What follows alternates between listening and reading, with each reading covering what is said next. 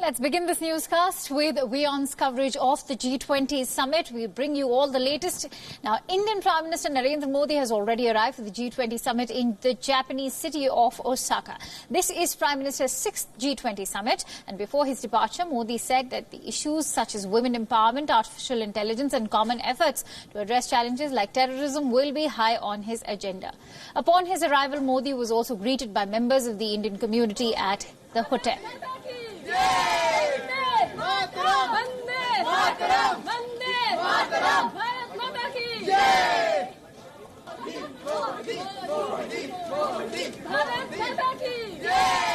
Modi also took to Twitter to thank the Indian community for the warm welcome. He said, and I quote, "Reached Osaka to join the G20 summit, grateful to the dynamic Indian community for the warm welcome." Prime Minister Modi will be holding crucial bilateral talks with US President Donald Trump, Russian President Vladimir Putin and Japanese Prime Minister Shinzo Abe. Modi will today be meeting Abe at 10:20 a.m. IST. After this, he will be followed by a press conference at 11:45 a.m. IST.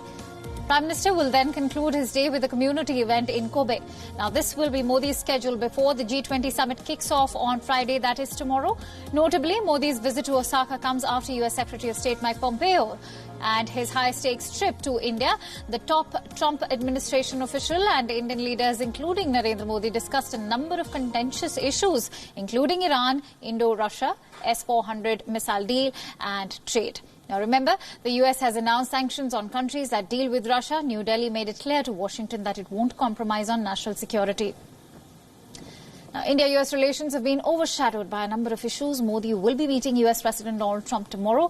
Modi and Trump are expected to discuss US sanctions on Iranian oil imports and trade. Remember, Iran was India's biggest supplier of oil last year. Apart from the Trump-Modi bilateral, the Indian Prime Minister will also be meeting South Korean President Moon Jae-in, German Chancellor Angela Merkel, Thai Prime Minister Prayut Chan-o-cha and Vietnam Prime Minister Nguyen Xuan Phuc. Modi will also be attending two trilaterals tomorrow, that is the Japan, America and India grouping and the RIC, Russia, India and China trilateral. Now, along with this, Modi will be present at the informal BRICS meet too.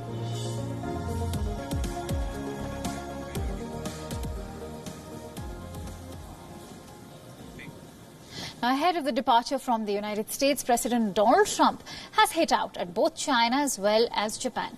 Trump has said that he enjoys a strong hand in the trade war with China. He has indicated that he won't give much ground to China when he holds talks with the Chinese President Xi Jinping at the G20 summit. In an interview to Fox Business Network, he indicated that he is ready to slap tariffs on all remaining Chinese imports. He also said that they may not be 25% tariffs. They could be a less harsh 10%. Chinese economy is going down the tubes. They want to make a deal. They want to make a deal more than I do. Let me put it that way. Okay. They want to make a deal. They want to make a deal. So you think they'll agree? We have lost billions and billions and trillions of dollars with China, right? We're now taking in billions and billions of dollars, and I've only done phase one. Phase one is 25% of 250 billion. I haven't done phase two yet. Now, phase two doesn't have to be 25%. It could be 10%. Remember, Trump recently hit targets on $200 billion worth of Chinese goods. He imposed tariffs after trade talks failed. However, at that time, both sides had claimed that they were close to a deal. The talks between the two leaders are expected to dominate the upcoming G20 summit.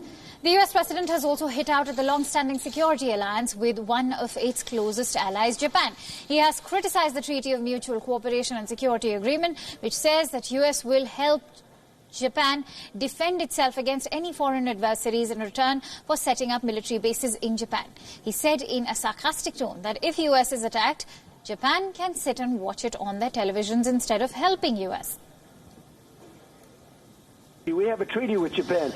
If attacked, we will fight World War III. We will go in and we will protect them, and we will fight with our lives and with our treasure. We will fight at all costs, right? But if we're attacked, Japan doesn't have to help us at all. They can watch it on a Sony television, the attack. So there's a little difference, okay, and all these things. Now, that's a military thing.